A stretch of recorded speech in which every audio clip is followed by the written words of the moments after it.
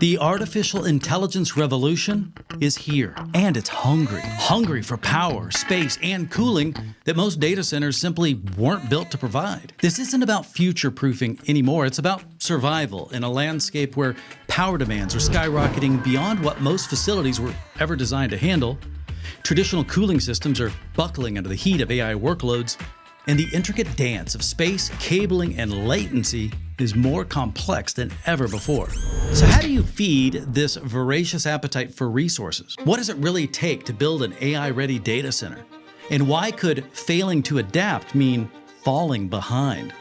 Today, we're tackling these critical questions head-on as we explore our latest research, facilities infrastructure priorities in the age of AI. We'll cut through the hype and offer practical insights on how to prepare your data centers for the AI workloads that are reshaping our digital world. Now, to guide us through this rapidly evolving terrain, we have two seasoned experts from Worldwide Technology. Donald Molaro, Chief Technology Advisor, who bridges the gap between cutting-edge AI systems and the infrastructure that powers them. And Michael Parham, a 13-year veteran of the facilities infrastructure team at Worldwide Technology, whose experience ensures that when it comes to housing, powering, and cooling IT equipment, no detail is overlooked. My name is Rob Boyd. Welcome to Worldwide Technology Presents Research, with insights powered by the Advanced Technology Center. WWT presents Research. Well, guys, welcome to WWT Research. Donald, I wonder if you could tell us a little bit about what you do for Worldwide? Sure. My name is Don Molaro. I'm a Chief Technology Advisor at WWT. Really, what I'm really focused on right now is helping our customers enable AI in their data centers. I work very closely with Mike on the call from our facilities and infrastructure team, but I really take the IT point of view of that and sort of looking at that, in particular, how to enable the kinds of IT systems that our customers are looking at deploying in their infrastructure for AI. Excellent. Well, thank you for joining us. And Mike, what I don't think we'd ever met before prior to this, but what do you do for Worldwide Technology? Yeah, you bet. So I work with, like Don mentioned, work with his team closely. We're part of the Global Solutions Architecture team here at Worldwide. So I've been with WWT for a little over 13 years and part of the facilities infrastructure team for most of that time here. So it's really our job to kind of help ensure that the IT equipment, no matter where it lives, is safe and protected, right? Whether it's in traditional data center space, out at the edge, wherever that gear might be, we try to make sure it's properly housed in a rack or cabinet, powered, cooled, cabled. That's kind of the space that we live in. Well, this video, I'm told, offers proof that people do care about facilities and that you should not feel down about the fact that you're the last phone call ever to be made in a project when decisions and budgets have already been exhausted. I'm just kidding. It's good to have you guys here. I like it when we can get physical. And obviously the big thing today with AI being talked about ad nauseum, there is a very real and physical effect on how we expect to get AI done, especially when we're talking about running models in our own data centers, or if we're building data centers for others to utilize AI services. Donald, let's start with you. I wonder if you could characterize for us AI. How is it affecting data center design? What's changed? What set us up for talking about all the things that we need to perhaps prepare for a little bit better? So AI systems are incredibly power hungry systems. If you look at a typical IT rack, even just a few years ago, you were into the 3.5 to 5 to 6 kilowatts. Some of our really progressive customers in sort of large deployments were, in the 17 to 20 kilowatt range for a rack. And you compare that to something like a single DGX, where it on its own is drawing 10.1 kilowatts. And we're stacking up 4 of those in a cabinet, plus some networking gear. And all of a sudden, you're very quickly at 50 kilowatts. By comparison, an oven on self-clean draws about 6 kilowatts. These things are incredibly power hungry. And obviously, that has a huge impact on the data center and how much power has to be delivered and how much cooling has to be delivered to those environments. Mike, why can't we just run more extension cords? What's the problem with getting more power to a rack? Yeah, good question. And there's really a couple of different ways to answer that. So one would be, is there even enough power available off of the off the power chain, right? And typically in the data center, the power chain that I'm referring to is the protected side of that, which would be the UPS powers. So you have a generator sitting outside, perhaps going into an ATS, hitting the UPSs, then maybe there's multiple UPSs for redundancy. But how much capacity do we have in the white space? If we have enough capacity, then to your point, Rob, the question is, okay, why don't I just continue to tap into that capacity and drop it in the rack? It becomes kind of a little bit of a problem to manage all of those feeds into the rack. It's not very efficient from a power, from a cost standpoint. I don't want to just continue to chew up breakers upstream because I'm limited to, let's just say, for example, here in the U.S., 208 volt three phase has been pretty common voltage taken to the rack, right? And that has its limitations from how much power that circuit can provide. So to Don's earlier point, if we're stacking these 10 kW chassis and I'm putting 5, 6, 7, however many I'm putting in the rack, right? It doesn't make sense to continually just drop that 208 volt feeder in there. There's going to be too many PDUs to manage. Maybe my rack can't even accommodate that many PDUs. Maybe it's not deep enough, and I've got a cable management mess on the backside. So that's where we're kind of seeing customers shift to different types of voltage to the rack. And we're seeing them shift to different ways to get power to the rack. So getting back to your question, why don't I just drop additional power cords or extension cords to the rack? Oftentimes that means that I'm calling an electrician into my data center, and maybe I don't have a week to spare, or I'm afraid of downtime because human error is still a big reason for that. So the more I have to do these adds, moves, and changes in my data center, now I'm at risk. Yeah. So some of the technology itself is changing to where we're making that power distribution a little bit easier to accommodate. It's more almost IT friendly, right? It's you're going to hear phrases like modular or swappable, right? Very similar to what you would hear on the IT side of the house. Now, maybe some of that power distribution, a busway, for example, is going to be more user friendly, and I can make those adds, moves, and changes much quicker as opposed to waiting for an electrician to come on site, run new circuits out to my rack. Does this change a lot of previous planning discussions? I think to not bury the lead, sometimes I would be looking to find out if suddenly you guys are raising the flag and saying, hey, your existing data center, is there a high likelihood that it won't be able to accommodate maybe what people are thinking they can just openly plan for or maybe haven't accommodated for? How have things changed from a traditional data center design to what the expectations are now, and how prepared are we for that? Realistically, almost no corporate data centers are prepared for these kinds of AI workloads at scale. It is possible to get them into those kinds of data centers by de-densifying the deployment, spreading the load around through the data center and sort of, easing into it. At the kinds of truly scaled that organizations are looking to do, the AI factories, there's very, very few, if any, of the sort of corporate data centers that are truly prepared for that kind of workload. So we're working very closely with our customers there who are looking at retrofitting those environments and putting in, containers or pods or something like that to hold those environments. We're also working very closely with our co-location providers. And so working with them to make sure that, that those environments are enabled for AI workloads. And it's a challenge. It's a challenge across the industry, right? To sort of have homes for these very, very hot and power demanding workloads. As power increases, then obviously we have to bring in cooling because one doesn't happen without the other. And so you solve for that one problem, but you can't solve for it in isolation. So back to your question, why is data center design, what's being impacted? So a traditional approach has typically always been a watts per square foot, right? I look at how big is my space, I apply a number to it, and that tells me how much infrastructure I need to go install day one, meaning how many tons of AC do I need, whether that's, on the chiller side or a condenser side, right? My heat rejection. And then on the inside of the white space, how many air handlers do I need? How big of a UPS do I need?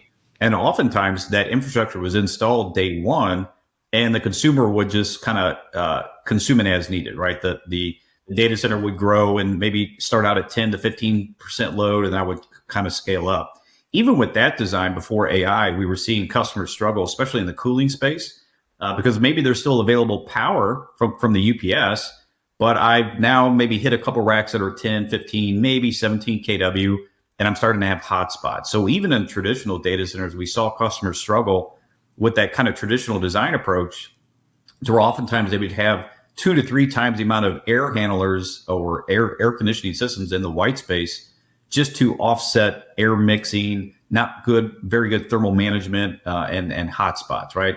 So now the problem is even a little worse. Now maybe I can't even get enough power into this space, right? Because I'm dropping in these racks at 50, 60, 70 kW.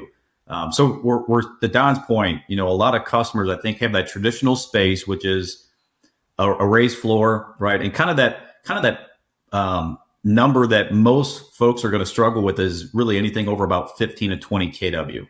In a raised floor, air conditioning, that's kind of where we top out. From a 208 volt distribution to my rack, that's kind of where we also topped out, right? 60 amp, 17 kilowatt power strip was for many years the biggest that customers were using. 208 has increased, right? We can get up to 100 amps, and now we're talking in that 27, 28 kW range, but still that's not going to accommodate 50, 60, 70 kW or higher at the rack level. So that's where we're seeing just a dramatic shift, and it's a very quick shift. That approach that I explained earlier, watts per square foot, raised floor environment, that's been around for decades.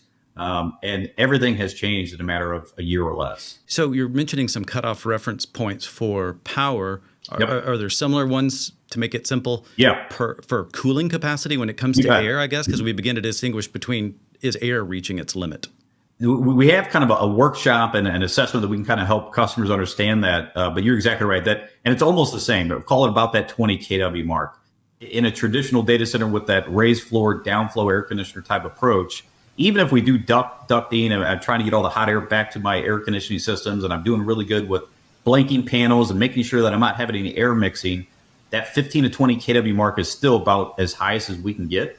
So then we start moving to different types of air, right? I'm going to do maybe row-based air conditioners. I'm going to do hot aisle containment. I'm going to do maybe even rear door air conditioning. So we see in-row can help customers maybe get in that 30, 40, 50 kW range at the rack.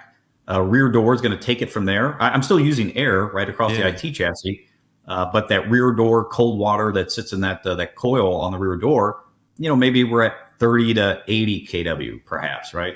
And then from there, that's when I think the industry has started to shift to some type of liquid, whether it's to the chip, to the chassis. But even when we do that, as it sits right now, we still need roughly maybe 20, 25% on the high side, maybe 10% on the low side. We still need to air cool a good majority of that heat load. So if we start to see these 130 kW racks that NVIDIA is talking about start to really get popular in the data center, well, 20% of that, we're still talking 26 kW at the rack. That still exceeds what a traditional room can do, right? So we're still going to have a very tuned and optimized air system to handle just the excess of what liquid can't do. Okay, so that's interesting, because I was beginning to think that when we talking about such big jumps, that with new chips and preparing for the future, that maybe it's a waste of time to spend too much on the rear door coolers and hot and cold aisles and stuff like that. So those feel like those are minor steps forward when we need a big step forward. Donald, what are your thoughts on the chips we're seeing come out? This is not a magic bullet type solution. There's not like you go, you're going to you're going to switch to direct-to-chip liquid cooling, and that's going to magically solve all of your cooling problems in the data center. That's not going to happen, right? What this is it has to be sort of a complete end-to-end integrated approach, right? And Mike is exactly right. Good hygiene in the data center, hot and cold aisle containment, blanking panels, getting airflow right? Once that's all done, applying rear door heat exchangers. Once we're sort of at the point that we start to exceed loads there, combining rear door heat exchangers with direct-to-chip liquid cooling. It's a progression from one to the other. It's not like where one solution is going to come in and solve this fundamental problem. I feel like you really see me in that, because that's always what I look for. I'm like, well, what's the best, man? Let me just focus on that and just cut right to that chase. And you're saying that's a little short-sighted. You're exactly right. Facilities, infrastructure, it hasn't been sort of one of the primary concerns when talking about deploying in data centers. When I used to do these things for large organizations, I didn't care all that much about what the impact on the facilities and infrastructure was. I just sort of expected it to be there. What we're seeing now is this is now part of and what we're doing at WWT is we're pushing these conversations to be very early on in the discussion. Because the timescales involved in making changes to the facilities are much, much longer than getting some IT gear in. One of the things that's been fantastic for me, being partnered up with Mike and the facilities team, is understanding that time is a very different sort of thing in the facilities world. The facilities world thinks about time in terms of a 20-year building life cycle, right? And sort of how long this equipment is going to last over 20 years. IT, if you're lucky, right, you're talking about a 5-year time scale. In the AI space, we're talking 18 months when gear is going to come in and be refreshed. It's a fundamentally different view of time that has to be thought about when we're deploying these systems. And this is why I think there's going to be bringing so much innovation into the facilities and infrastructure space, I think is a huge opportunity for WWT, but it also is one of these things that's going to fundamentally enable our customers to deploy the systems that they're demanding. As in other research reports, you can subdivide priorities and you can say, I'm going to tackle this first one before I tackle the second one.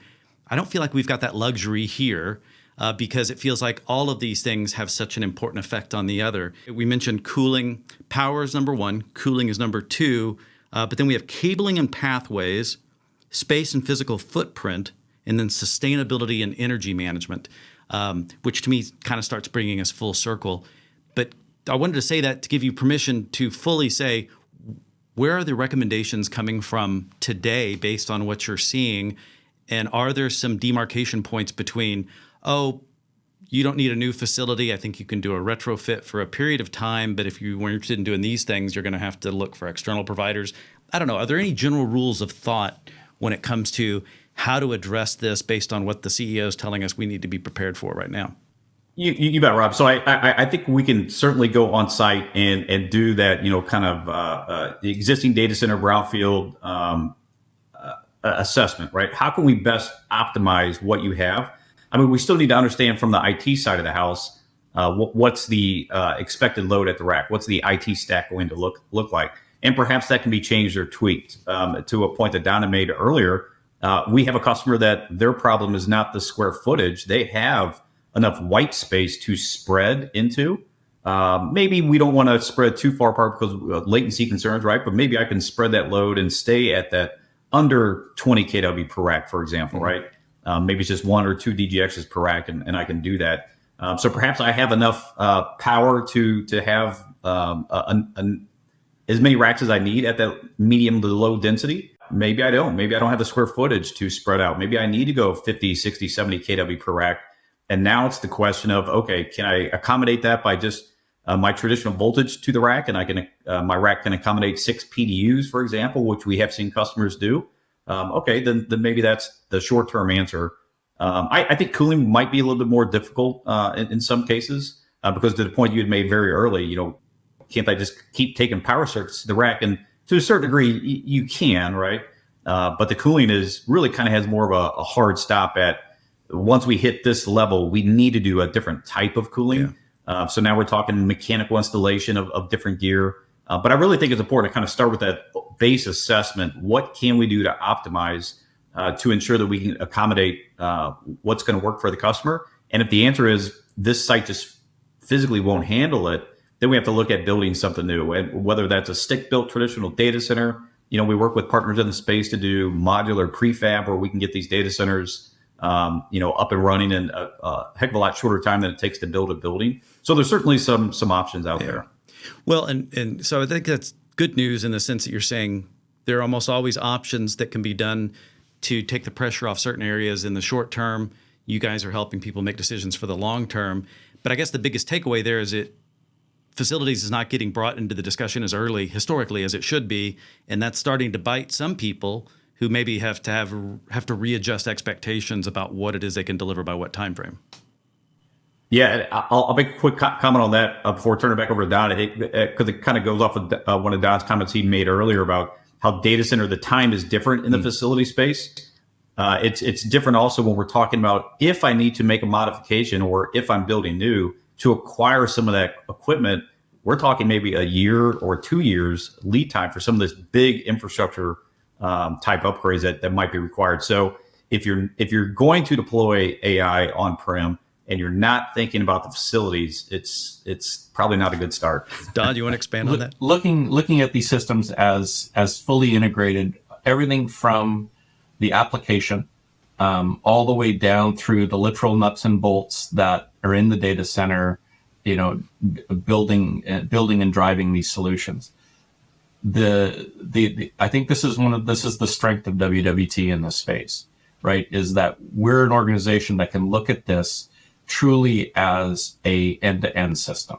And I think one of the things that, again, has been such great partnership in this is we're working very hard to bridge that gap between the facilities conversation and the IT conversation and the AI conversation, all the way up to the application level. And this is, I think, sort of the strength of, what WWT brings to the table, that I think is sort of unique.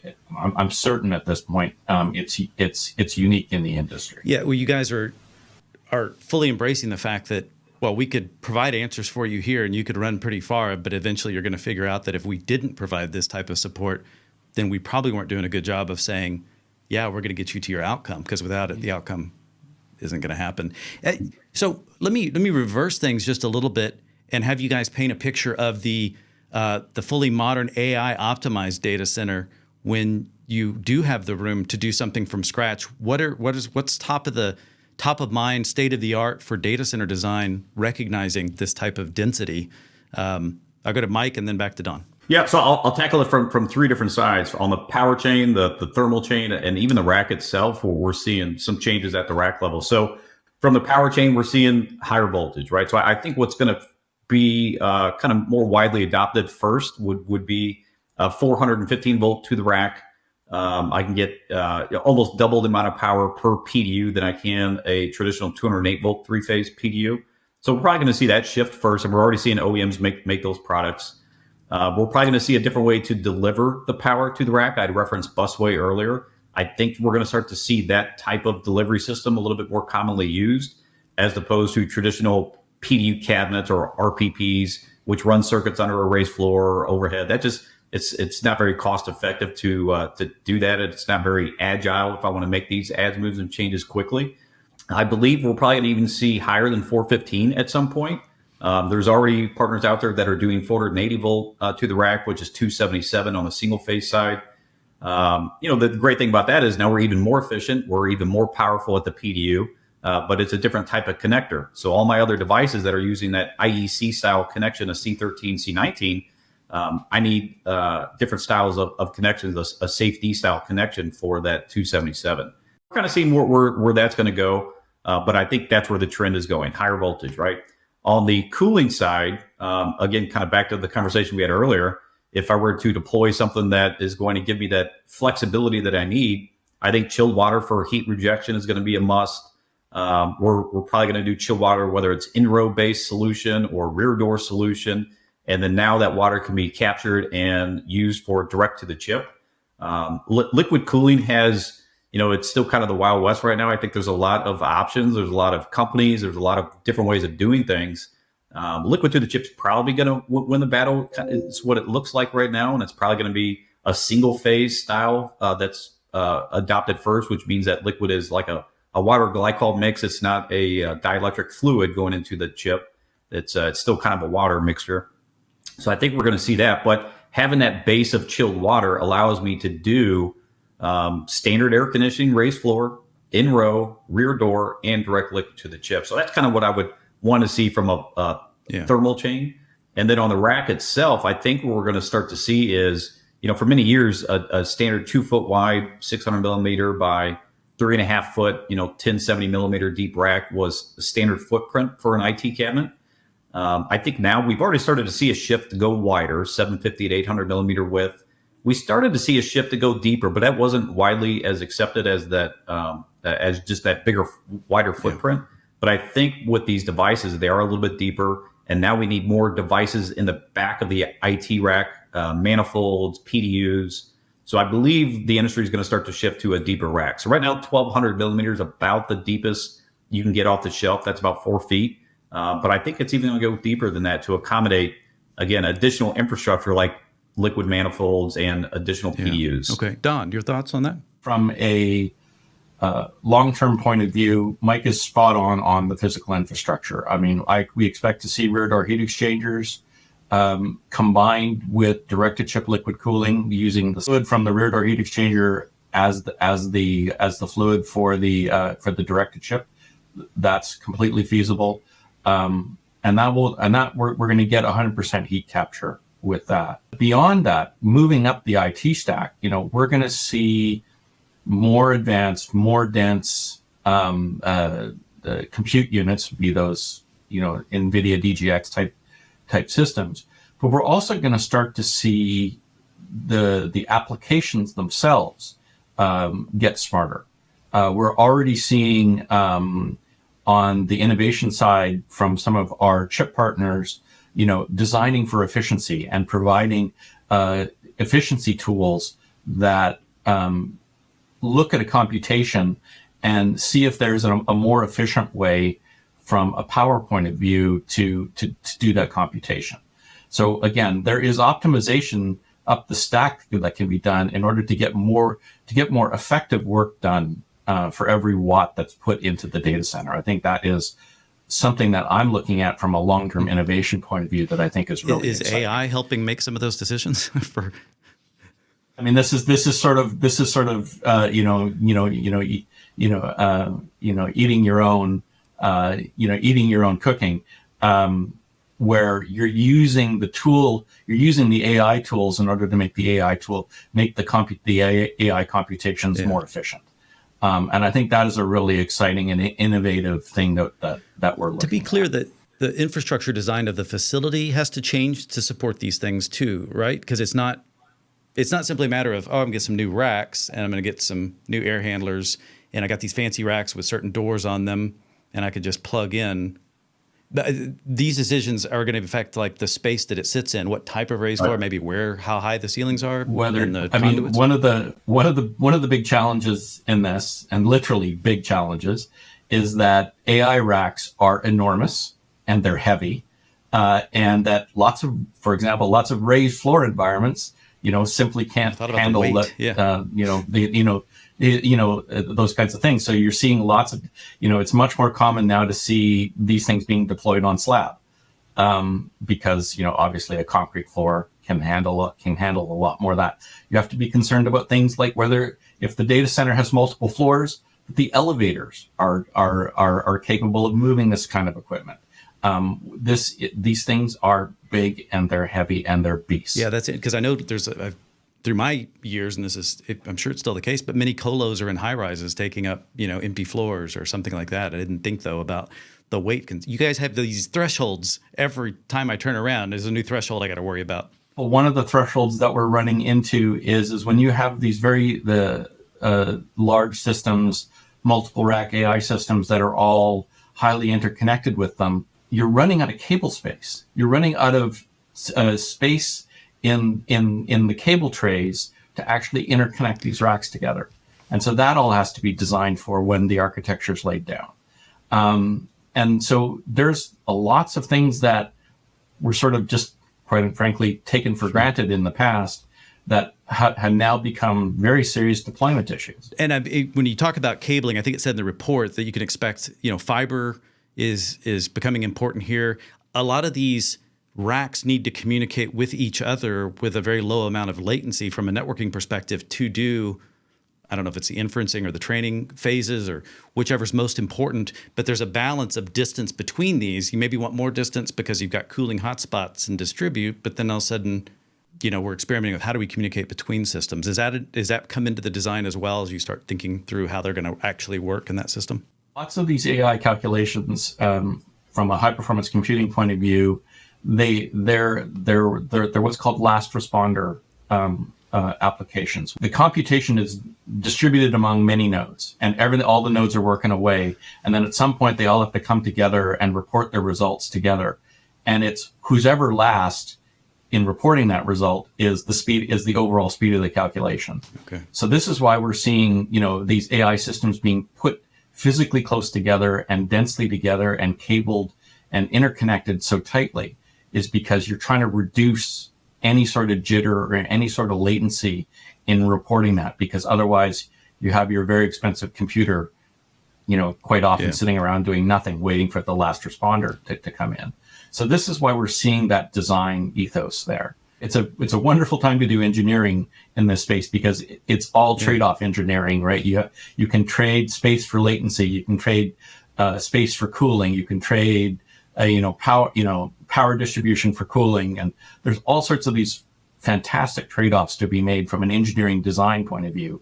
But it makes it a really fun and complicated problem to work on. Because we're dealing with actual physical limits, throwing money at this doesn't always solve these problems. In my reading, if I understand correctly, we of course have these monster B200 chips and super chips that have such minimal, I think you have to do liquid cooling the way these are designed. Well, you mentioned that part, but those are coming out. But regardless, even the 100s, and we're speaking of NVIDIA, there's such delays, and they're getting snatched up so quickly by either hyperscalers or others.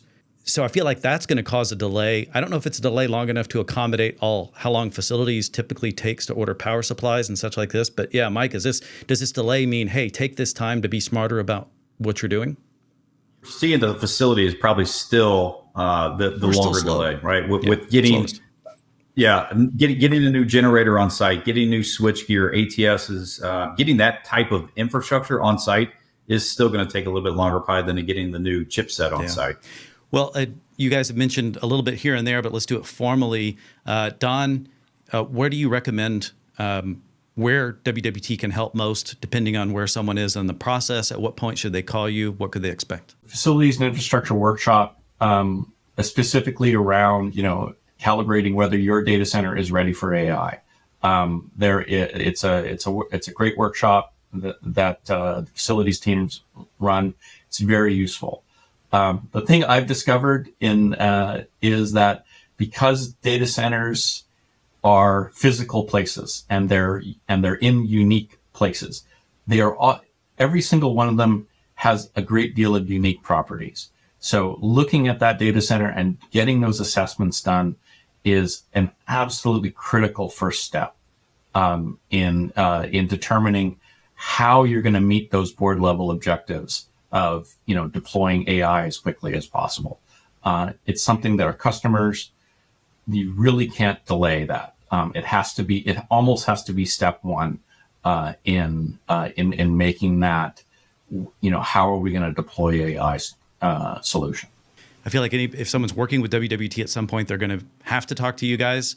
If someone didn't force it to happen early in the process, then shame on them, because I hope it may cost you more money. But Mike, do you have any final points you want to leave us with here? You bet. Yeah, definitely echo what Don said. The workshop is going to be, I think, key, because it's an education, right? There's one thing about the space, then now we're taking away from cooling or the latency, right? So there's that triangle where every time we kind of move it around, we have to make considerations for the other technologies. So I think just getting that overview of what are all the options, what are pros, what are cons, what can we do?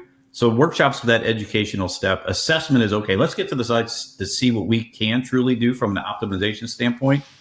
Can we make things work before having to go do something new?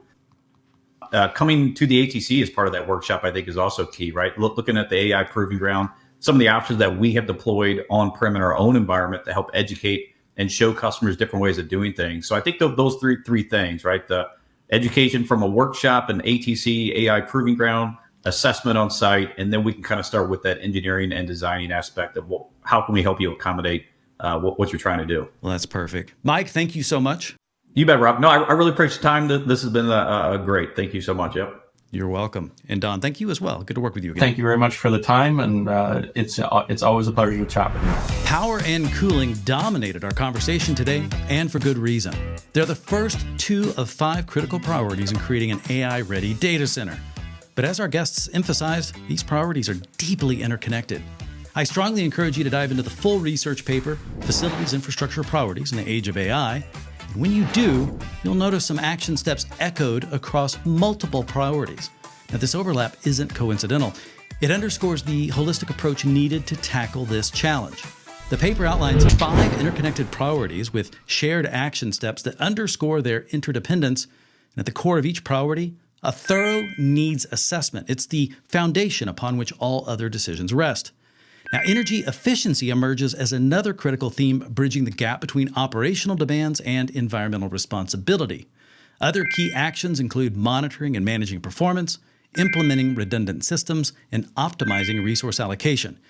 Now, the recurring emphasis on management software underscores the role of technology in effectively managing these complex environments. But here's the bottom line. Every organization is grappling with its AI strategy. We've explored this from various angles on previous shows, but this is the first time we've heard such a clear warning about facilities infrastructure potentially derailing even the best laid plans.